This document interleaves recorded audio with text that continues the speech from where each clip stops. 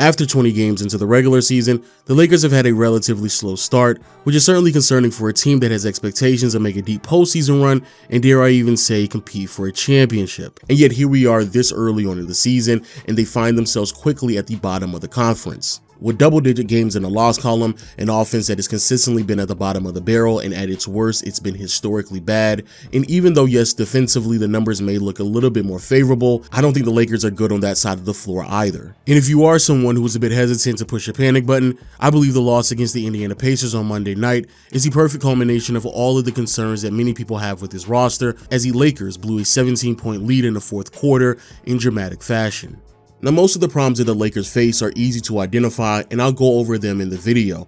However, there is one massive problem with this team that hovers over this franchise like a black cloud, and yet it seems like no one is willing to address it. And even though it may come across a bit taboo, I still think it's necessary to highlight this problem so the Lakers don't find themselves in a much bigger hole moving forward.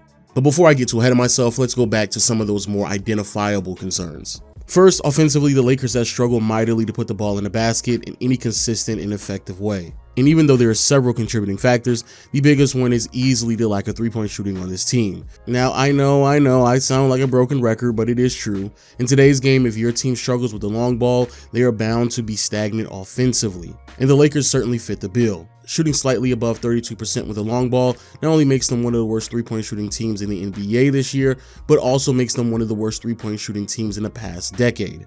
And if that isn't enough, what's even more backbreaking for this offense is how consistently the players on this team are missing three-pointers when they're left wide open. According to NBA.com, the Lakers are shooting a miserable 33% on open three-point shots. And for those who don't know, is when the closest defender is 6 feet or further removed from the shooter, and yet the Lakers are still missing those three-pointers nearly 70% of the time. Now, of course, those are characteristic traits that nobody in the NBA would like to have, but it's even more detrimental when the three most offensively influential players on the team are best utilized when they're getting to the basket, and LeBron, AD, and Russell Westbrook. Because of the lack of complementary style amongst these teammates, just running any type of offensive set becomes an extreme hassle. And even if a clean play is ran, it's still tough to finish because help is always just one step away. Of course, as time continues to progress, things will change. I don't expect LeBron to continue to shoot in the 20s from behind the arc, and to be fair to the Lakers, over the past couple of games, they looked much better from the three ball because they used to be shooting sub 31% from deep. However, even with the improvements that we'll be seeing throughout the year, I do not believe that the Lakers will ever be a respectable three-point shooting team because of the personnel. Of course, some of these things can be addressed through a Russell Westbrook trade potentially, but even then, there's a lot of things you could potentially give up defensively on that side of the floor if you go on that route, which brings us to the other side of the floor. And defensively, I understand that the numbers may say otherwise, but I am not convinced that this team is good on that side of the floor either. The biggest reason why I feel this way is because I genuinely believe the weak schedule has inflated the defensive numbers so much so that many people have convinced themselves that this is a quality defensive team. However, when the Lakers are going up against a more well-balanced offensive-oriented team, such as the Utah Jazz, Golden State Warriors, and Sacramento Kings, they have absolutely no answer at all. And a huge reason for this is because they just don't have the personnel to do so. On the perimeter, the lack of size continues to hurt the Lakers, and even when it comes to some of the smaller guards, the lack of foot speed to be a quality point of attack defender also isn't there either. The Pacers thrived on this all game long, as even slower footed players like Buddy Hield were able to get deep into the paint with little to no resistance. And then in the paint, outside of Anthony Davis, there really isn't any quality interior defenders either. Speaking of AD, he does a really great job of covering up a lot of the blemishes from the Lakers on this side of the floor, but there's only so much that he can do, especially when he has his hands full with a more offensively talented big man. Again, we saw this against the Pacers as AD was stretched out to the perimeter trying to defend Miles Turner, and anytime that he was trying to send help, the Pacers immediately punished him because of it. Similar things also occurred against the Golden State Warriors and the Utah Jazz as well, so this has been a common theme throughout the season.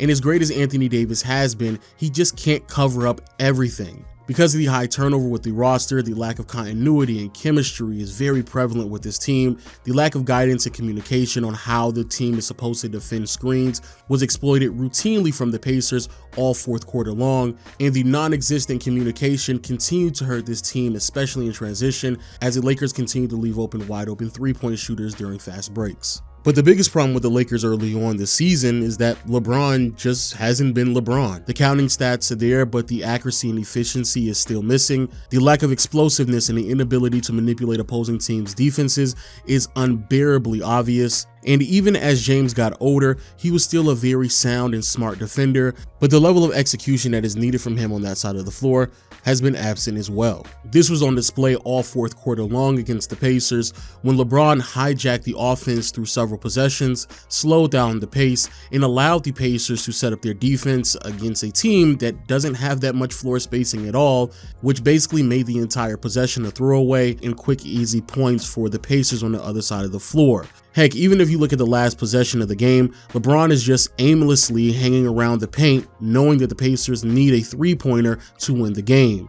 Now, I'm pretty sure many people believe that the criticism that I am leveraging towards LeBron is unfair, and honestly, I agree. LeBron is 38 years old in year 20 and has clocked in north of 50,000 regular season minutes. At this stage of his career, having the expectations to go out there and perform as a top 5 to 7 player on a night-to-night basis is unreasonable. And I would go as far as to say someone at his age, with the amount of miles that he's put on his body, the performances that he is putting up on a night-to-night basis are still really good. But unfortunately, it's not good enough for the Lakers. And that is the true problem of the Los Angeles Lakers. Look, this is not a video of me trying to talk down on one of the greatest players of all time. And I don't even know if this is the real regression of LeBron. There's a huge possibility that his impact was diminished thanks to a foot injury or an illness that he sustained early on in the season. But the bigger problem is, regardless of why LeBron is playing so poorly early on this season, what it has revealed is how dependent this roster is on the excellence of LeBron and Anthony Davis to perform at top 5 or top 7 levels on a game-to-game basis. Now, many people may say that's not a problem because that's essentially what this roster was back in 2020 when they won a championship. However, to those people, I believe that you're missing a lot of the nuance of the brilliance of why that team was so great. That championship unit featured great defensive perimeter-oriented players, not only at the point of attack, but also with their wings. Then inside, the rotations of JaVale McGee and Dwight Howard freed up Anthony Davis to do a lot more roaming around, which really maximized his impact on the defensive side of the floor. And then you still had quality three-point shooters who, even when they weren't knocking down their shots consistently, were still viewed in a respectable enough light to keep the defense honest. That Lakers team was not only well-rounded enough for them to win a championship, but in the following season, when Anthony Davis missed essentially half of the year and LeBron missed a good amount of games as well, this team still found themselves in the playoffs with the #1 ranked defense in the NBA.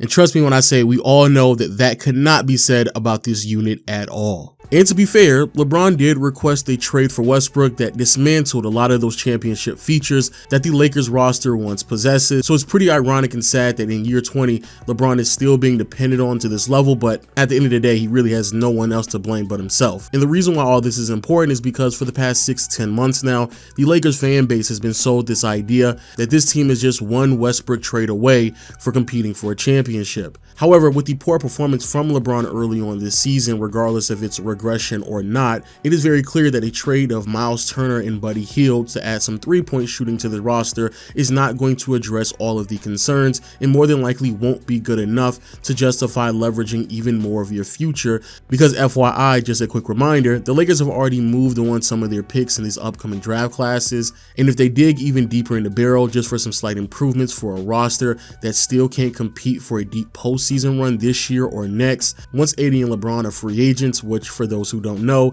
next season is the last guaranteed year on their contract. So not only are they coming off the books at the same time, but that is also the same year in which LeBron's son is getting drafted into the league, and he's already made it clear that he loves the idea of playing alongside with him. The Lakers going all in during the last 2 years of the LeBron James era, when during those last 2 seasons, the team still won't be good enough to compete, will undeniably handcuff this team for the foreseeable future, and there won't be much to show for it. If we're being honest with ourselves, if this wasn't the Lakers, conversations of just blowing this team up, especially with how poorly they started the year, would be taken much more serious. But here I am making a video that should be common sense because I'm not 100% sure of the direction in which this franchise is willing to go just to maximize 2 more mediocre seasons.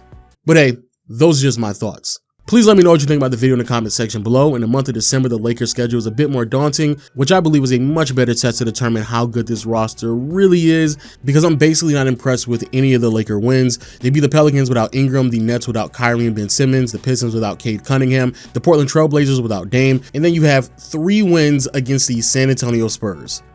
Yeah, none of that is moving me whatsoever. But let me hear your thoughts in the comment section below, and until next time, I'll see you all later. Peace.